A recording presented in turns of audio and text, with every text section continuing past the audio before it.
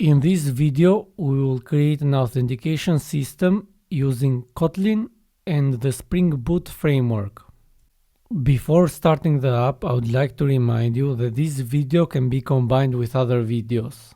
So if you want to use Kotlin with Angular, React, Next.js, Vue, Nuxt.js or Svelte, I provided some links in the description of this video. If you don't want to combine them, don't worry, the combinations are not required. Also, make sure to check scalablescripts.com. Now let's start creating the app. So go to Spring Initializer, start.spring.io, and here is an interface where we will create our Spring project. So I will select Maven, the language will be Kotlin, I will select the latest version here, and the metadata, the group will be com.scalablescripts.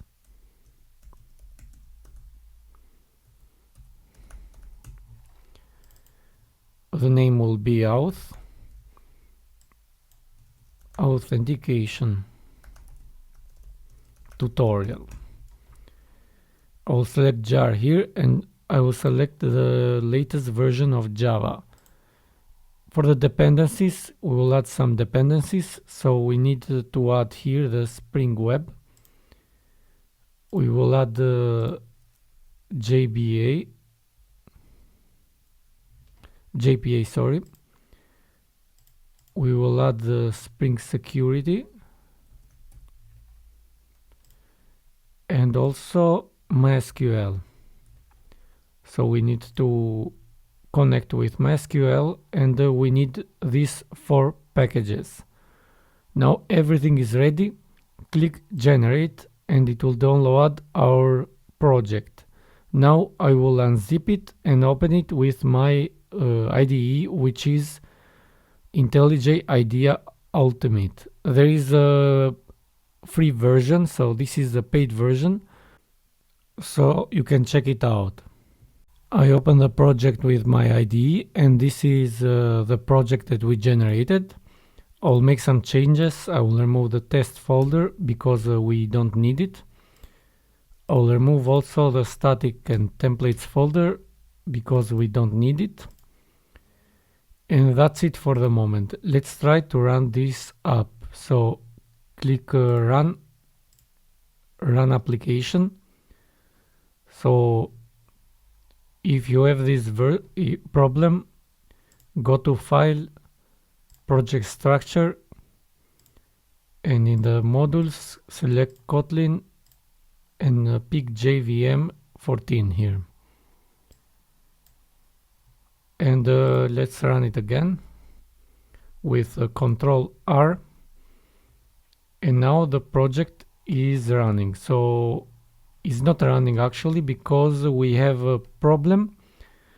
We cannot connect to the database. So the first thing that we have to do is provide the URL for the database. So let's connect with the database. I will select MySQL. My user is root. My password is root, and the database is YouTube. So I will open this a little bit here. Kotlin auth, test connection, and we connected successfully. So this is an empty database. We don't have any tables here. So now let's go to application properties, and here we want to add the connection with our database. So to add the connection, add here Spring data source, driver class name, and here we'll add the driver for MySQL, which is com.mysql, this one. So call MySQL JWT driver. We need to add the URL, which is Spring data source URL is, I will paste it, so this is the URL. So JDBC MySQL localhost, the port of MySQL, and this is the table name. Now we need to add the username and password, which are this. Username is root, and the password is root.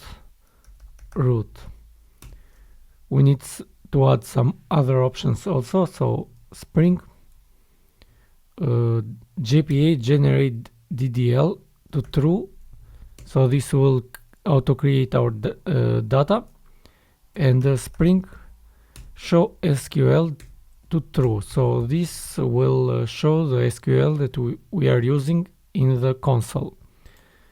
So that's it. Before restarting the server, I will add also another configuration, because this app and all the other backends will run on port 8000. So I'll add here Spring, not Spring, sorry, server port 8000. The default port for Spring is 8080, but I want to keep it to 8000.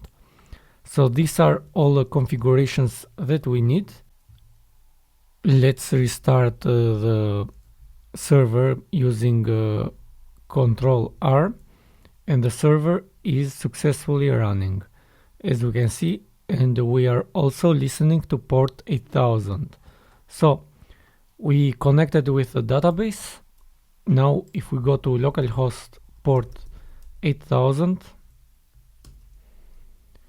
we can see please sign in here, but we don't want to use Spring security in this app. So to prevent this page, go to Auth application, and in the Spring Boot application here, we will add exclude. This will be an array, and inside I will put security auto configuration class, like this. So this will prevent that login from appearing. So I will rerun the server again, and if we refresh, we can see white label page error page. So this means that we successfully are running the app, and we don't have an API or a route to show, so that's why it's showing this page. So let's add our first API. So I will create a folder here, controllers, and I will create a file called auth controller. So I will add decorator here, REST controller. So this will be REST API, and let's add the hello function here. So function hello, and this will return a string, and we will just return hello. We need to make this a get request, so let's add here decorator get mapping, and here we can put the path, so I'll put just hello here. So we will go to the hello route using a get request, and we will return hello. So let's try this by restarting the server. So everything is restarted. Now if we go to localhost port 8000/hello, we can see hello here. So this is our first route. Now we want to add the register route, but first we want to create the user model in our database. So I'll create here a package called models, and inside I'll create the user model. So user. So this user model will be an entity. So import entity from javax persistence entity, and let's add the fields that we need. We need the variable ID, which is an integer, and I will initialize it with 0. So in Kotlin we need to initialize it, or we want to add getters and setters, but I will keep it this because it's shorter. Also, this ID needs some decorators, which is this will be the ID column in the database, and also this will be a generated value. We need to add the strategy here, which is generation type auto. So this means that every time we create a record, the ID will be auto-generated. Now let's add the other fields. We need the name, which is a string, and we will initialize it as empty. If we initialize it like this, we don't need the string, because Kotlin will understand that this is a string right here. Let's add also a column here. So this will be a column in our database also. Let's add the email.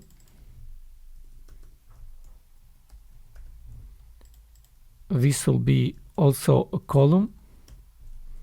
But the difference here, we want to make it unique.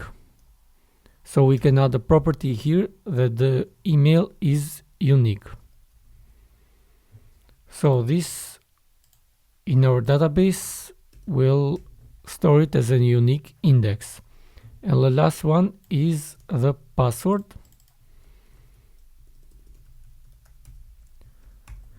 And that's it. This is our user entity. And now let's restart the server.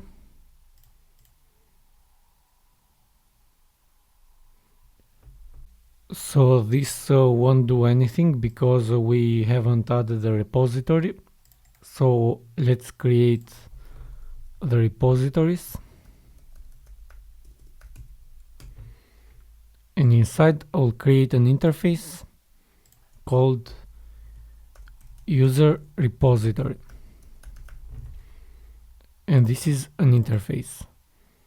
So this repository will need to extend. So in Kotlin, we extend using column JPA repository, and we need two parameters here. The first one is the object, so we need to import here the user that we created. So this user, so from com scalable scripts auth models user, and the second one is the ID of this user, which is an integer. And that's it. So now we should restart it. And now, so the data is still not created here because I made a mistake here. I put the wrong table in the database. The right table is YouTube Kotlin auth. My bad there. And now I will restart again. As we can see, Hibernate is logging some commands here which created our database, and if we refresh, we can see our user table here. So this is a table that we wanted. We have the ID, email, name, and password. So now we have the user model, the user repository, and now we are ready to create users. So I will name this function to register, and the endpoint is register. We need to add also API in front of it, but since all our routes will have API in front, I will add it here on the controller. So I will add here request mapping, and the prefix for all the APIs will be API. So this will be added as a prefix to register. This will be API/register. And now, before completing this function, we'll create a service. So I'll create a package here, services, and inside I'll create a user service. So I'll add this here, a decorator for the service, and this user service will use the repository that we created here. So to inject the repository inside here, we'll add private val user repository as a user repository. So we injected this user repository here and we can use it. So the first function that we need is a function save, and here we'll pass a user as a user, and this will return a user. So let's import also the user, and to save the user, we'll simply return this user repository save the user, and that's it. So I made a mistake here because I used the Java version, so we are using Kotlin here, and the user is like this. So it's completed. Now let's use the service in our auth controller. So just like we did with the repository that we injected it here, we will inject the user service like this. So private val user service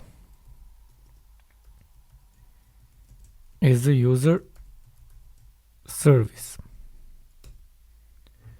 So we got the user service. With this we can create our user, and now let's create our user. First we have to create another class. So I'll create here a package called DTOs, and inside I'll create a Kotlin class called register DTO.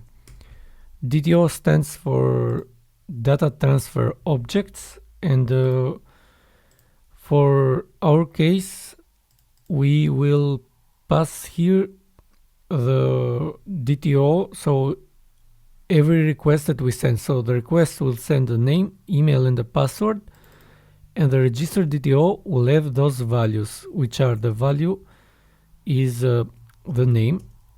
I will initialize it as empty, and the same for the email, and the same for the password.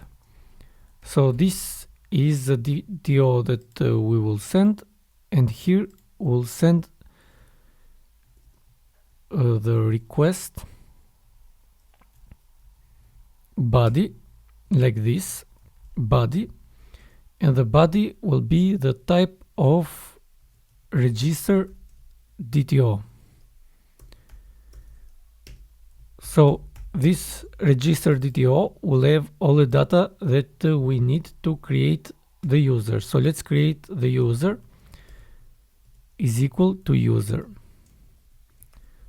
Let's also import it.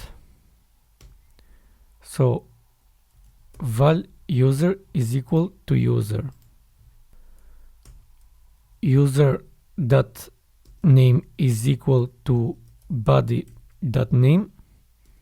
User dot email is equal to body dot email, and for the password we need to hash it. So for the moment I will set user dot password is equal to body dot password, and in the end we'll return this user service save the user that we set, and this register function now will return a response entity of type user, and the response here will be response entity. Okay, inside we'll pass the user that we send. So this means that it is a successful response to the front end. Now about the hashing of the password, let's go to the user model and add a setter for the password. So we'll add here a getter and a setter. So these are the ways that we can add getters and setters in Kotlin. The setter, we need to hash the password right now, and to do it we will add here a new property, private val password encoder bcrypt password encoder. So this will get imported from Spring Security, and I will make it equal here. Actually, we need to initialize it. And now inside the user entity we have the password encoder, and when we set the value here, we will set the value to this password encoder encode value like this. So this will be automatically made possible here. So it is the same. When we make user password is equal to this value, we are calling the setter. And now that we set this value, we hashed the password, we are ready to test this route. First, let's restart the server. So we got the problem. The problem is this bcrypt password encoder is probably trying to map it to the database, but we need it only in this case. So what I will do right now is add here the password encoder is equal to this encoder val here, and we will encode it directly inside. So this way we won't be able to confuse it with the properties. So let's restart it, and it is successful. Now let's test our post requests. So first, to test the request, we need to install Postman. I already did it, so this is Postman. Is useful when we test post requests. So our endpoint is HTTP localhost port 8000/API/register, and this is a post request, and we want to send some data in the body row JSON. We'll send a name. I'll name it A, email a@a.com, and the password is A. Let's send this request and see if we create the user. So method is not allowed. So why is not allowed? So I made a mistake here. Here is get mapping. This should be a post mapping. Let's restart also the server. And let's send the request again. And as we can see, we got an ID, a name, email, and the password is hashed. So we successfully created the user. If we check also the database, we can see that we inserted this user in the database. So we successfully registered the user. Now let's add the login function. So function login. This will have a post mapping, login, and this will return response entity of type. We won't return user when we log in, so Kotlin has already something that we can use, any. So we can return anything basically. So now we need to add the DTO for the login. So I'll create here login DTO, and it will be similar, but we don't have the name right now, so we will have only the email and the password. And the login will have now the request body will be the body login DTO. So we got everything. Now the body will have the email and the password. So what is the first thing that we need to do is we want to get the user based on the login email. So to do it, we will have a function here in the user service,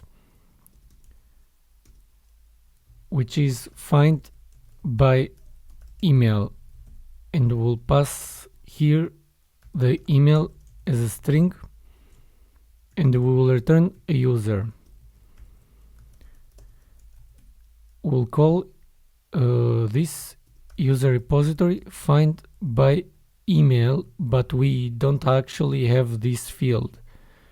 This field will be available because the email column is unique.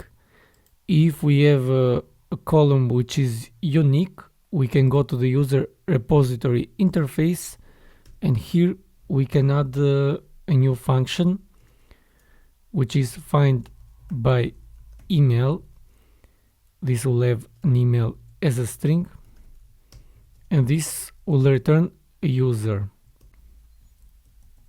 So this user, sometimes we don't find it, so if we put the wrong email here, this will return null. So I will add here a question mark that represents that this function will return a user or null. Now let's use it to the user service. Now we have available find by email, and we will pass this email. Also, let's add here a question mark because we are not sure if we get the user or not. Now we add this function. Let's go to the out controller and get the user here. So val user is equal to this user service find by email. Will pass body dot email here, and for the moment we'll return response entity OK user. In case the user is null, so if the user is null, I will wrap it with braces. We will return response entity bad request with a body, and we will send a message here. So I will create a model. So this is not actually a model, but I will create it here in the folder, or DTO. I will create it in the DTO folder. Message. So this is just a class that will have a property here in the constructor, message as a string. That's it. So this will return the message. So let's import it in the DTOs. User not found. So my IDE suggests me that this can be reduced to this. So the user is equal to this user service find by email. Otherwise, if this is null, we will return this bad request. So let's test this on the browser, on the Postman, sorry. Let's restart the server, and we'll copy this URL, paste it here. This will be a post request to API/login, and we will send a JSON with an email, a@a.com, and the password is A. Now, if we put the correct data, we will get our user. If we put the wrong email, we are getting a JSON here. We should get a better response. So the problem should be the message here, so we need to make it public. So that was the mistake. Let's restart again. Since the message was private, we cannot see it here. User not found. So the message is correct. Now, the other check that we will make is if the password is the same as this user password. So first, I'll go to the user entity. We need to compare the passwords, and I will add here a function, compare password, and we will pass a password as a string, and this will return a boolean. So this password will be the plain text as it is, and the user will have the password hashed, and we will get this password encoder again here, and we will return the password encoder, or we can do it easier like this. Password encoder matches this password with this password, like this. So we have this function now to compare the passwords. And let's go to the auth controller right now. And the other check that we will make is another if condition. If an exclamation point user compare password, will pass the body password here. So if the password does not match, we will return the same error, and the message will be invalid password. So we'll check if the user exists, then we will compare the passwords. Let's restart and see if this check is correct. Send request, user not found. If we put the wrong password, invalid password.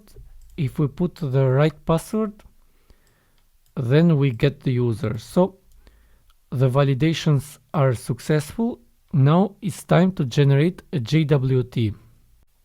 So the JWT is just a string that the front end will store it, and that will store our user information. So in order to use it, we have to add another package. So go to pom.xml, and here we'll add another dependency. This dependency is JSON Web Token, and the version is this version. So open also Maven, and this will refresh our dependencies here. So we added this dependency in Maven, and now we are ready to use it. Go to auth controller, and now the first thing that we want to send to encode our JWT is the user ID, and I will create here a variable. I'll call it issuer. and this will be simply user ID to string.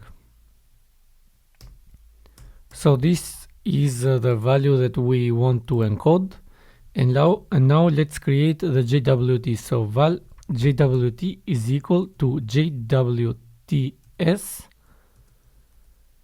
builder.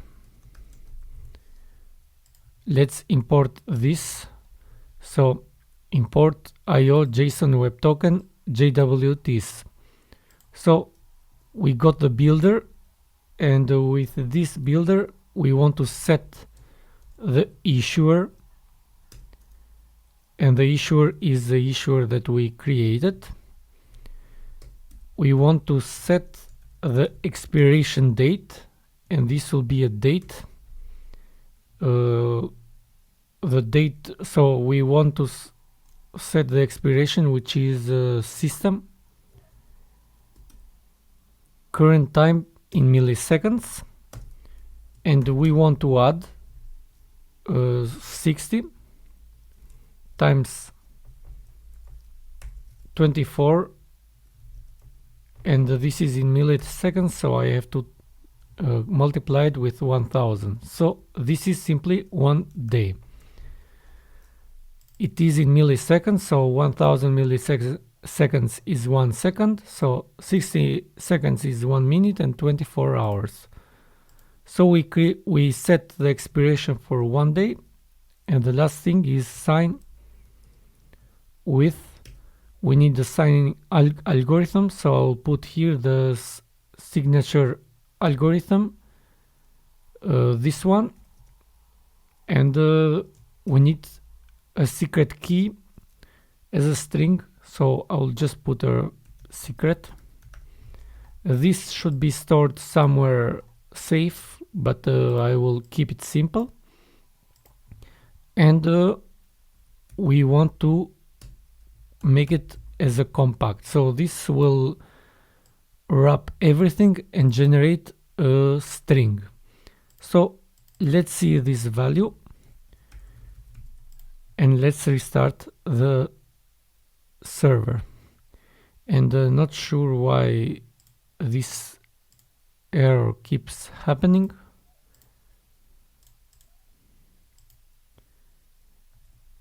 Let's restart it again.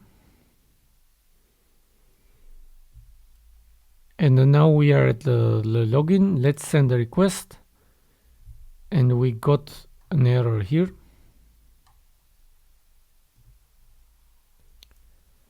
So the problem seems to be the algorithm. I will change this to ES 512. Let's try this other algorithm. This probably will work. So this is a JWT. In this JWT we have the user ID encoded.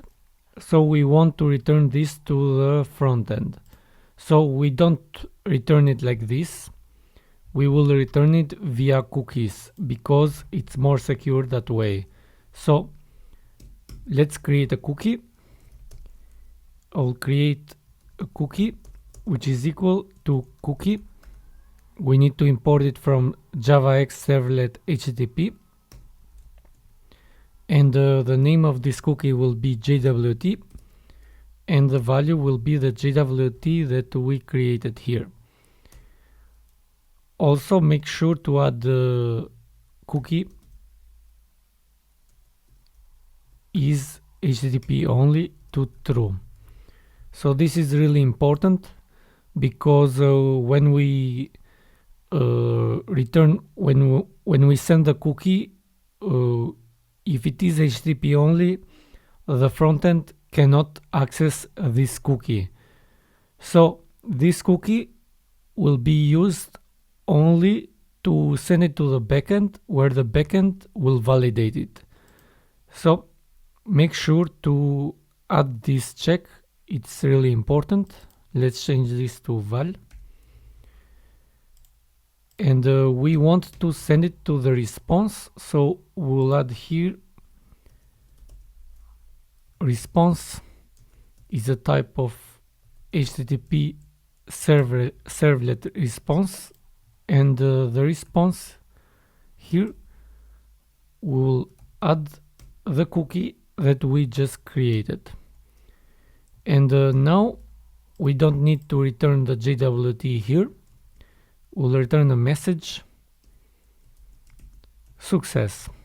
So we don't want to return anything. So the only way the frontend can get the JWT is via the cookies.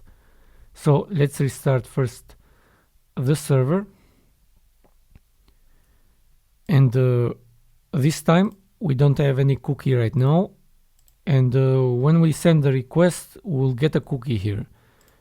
So we got message success and we got a cookie here. So we generated the cookie, and the frontend will get that cookie.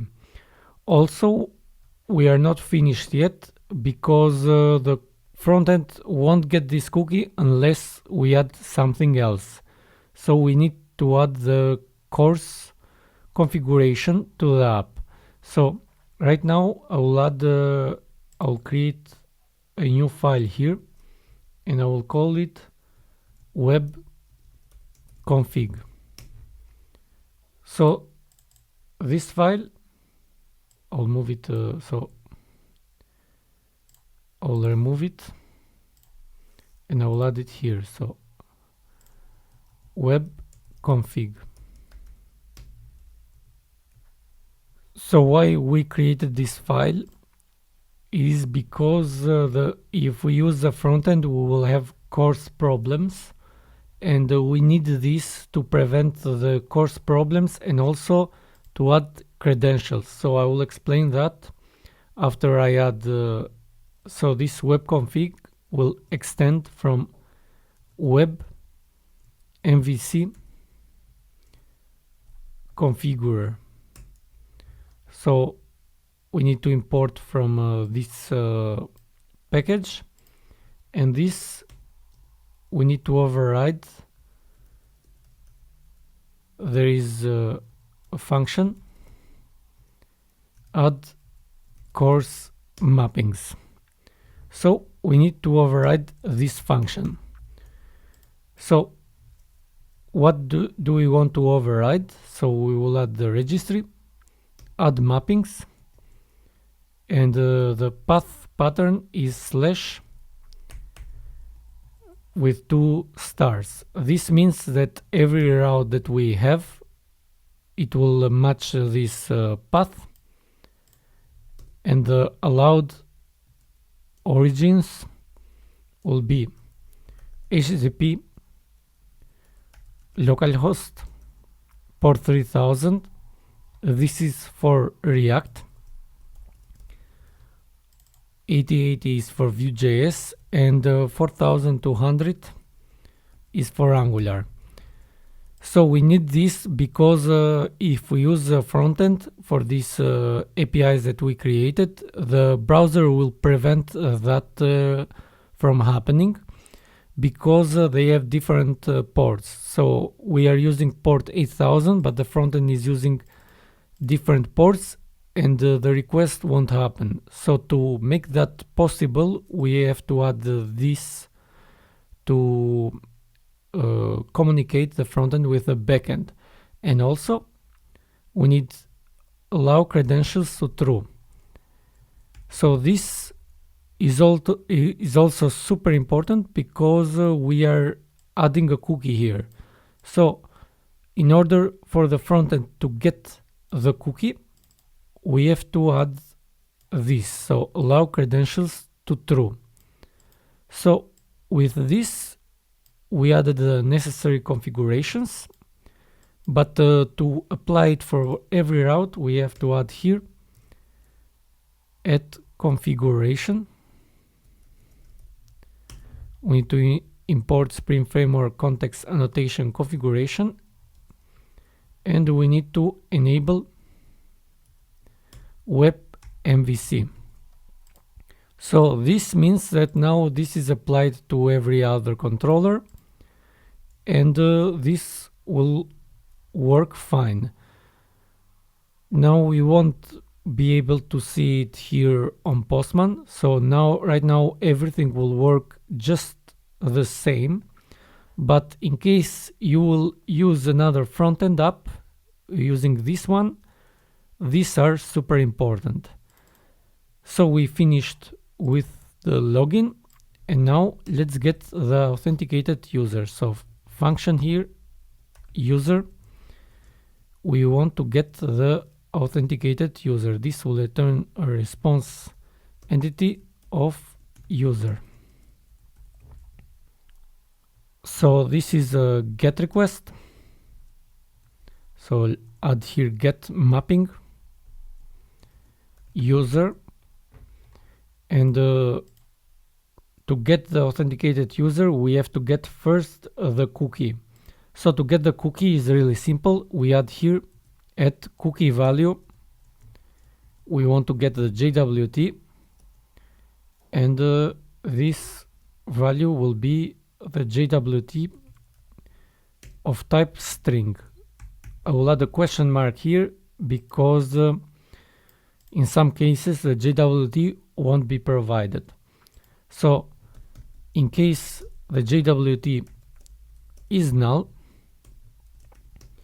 we will return response entity status 401, which means unauthorized, and the body will be message unauthenticated. So I will change the response entity here to any, since we are not only returning users. So in case the JWT is null, we return this message. In case the JWT is not null, we'll get the body is equal to JWTs from JSON Web Tokens. Now we need to get the parser. We'll set the signing key, which is secret in our case. So this is just this value here. This needs to be stored somewhere in the backend, but I will keep it, as I said, really simple. And now we need to get parse claims JWS, and we will pass our JWT. So this will get the claims, and in the end we need the body. So we got everything that we need. So let's see what this body looks like. So return response entity, okay, body. Let's see what this body looks like. Let's restart the server, and I will copy the URL here, go to API/user. This is a GET request. So before I send the request, if I open a new tab, the cookie will be preserved. So if I send the request right now, we get also the cookie that we got it from this login here. And this is the body. So we need the issuer that we set our user ID. So let's get the issuer, and with that issuer we want to get the user. So I'll send here in the response entity, we will call the user service. Actually we need to add a new function here, find or get by ID, and we'll pass an ID as an integer, and this will return a user. Return this user repository get by ID ID. So it's that simple. Now we can use this function here. So get by ID will pass a body issuer, and since this is a string, we have to cast it to integer like this, and this will retrieve our user. Before I restart the server, I'll wrap everything with a try catch, because we get the JWT here, but sometimes the JWT can be invalid. If the JWT is invalid, we will have an error here, so we need to catch it here. So this will have an exception, and the response will be the same. So both cases will return the unauthenticated message. With this, let's restart the server and get the authenticated user. As we can see, the authenticated user is retrieved, and just based on this cookie here. So before adding the logout button, I want to remove the password here, since it doesn't make sense to return the password. This should be a secure value, and to remove the password is really simple. Go to the user model, and we have the getter here. I'll add here an annotation, which is JSON ignore for the getter. So this means if we return the response as an API, we will ignore the password and we won't return it. So like this, let's restart the server again, send the request, and as you can see, the password is removed. This will apply also to the register function. Let's register another user right now, and this time we won't get the password. So as you can see, the password is not retrieved. So we added the authenticated user, and now the last function is the logout function. Logout.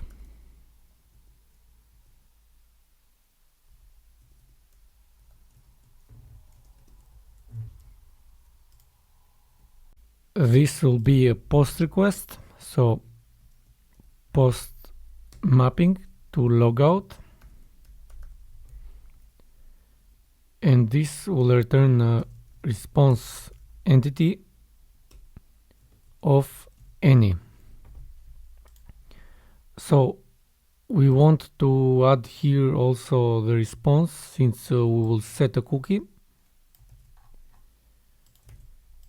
And now we want to remove the JWT cookie that we created here.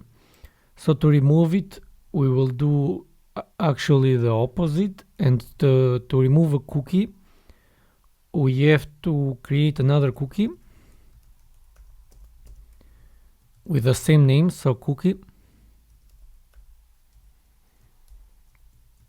JWT, the value will be empty, and this time we will set the cookie max age to 0. This means that the cookie will expire immediately, and in the response we'll add this cookie, which means basically that we removed it, and we'll return message success. So that's it basically. We created a cookie, we expired immediately, and we set it. So with this, let's restart our server again, and now we'll send a post request to API/logout post, and here we get the authenticated user and we got a cookie. Now let's send a post request to logout. We'll get the message success and we remove the cookie. So if we send the request again now to the user, we get unauthenticated because we removed the cookie. So we need to log in again, and this time we'll get the user. So this is how our authentication works. I hope you liked this tutorial, and if you did, please share and subscribe. Thank you.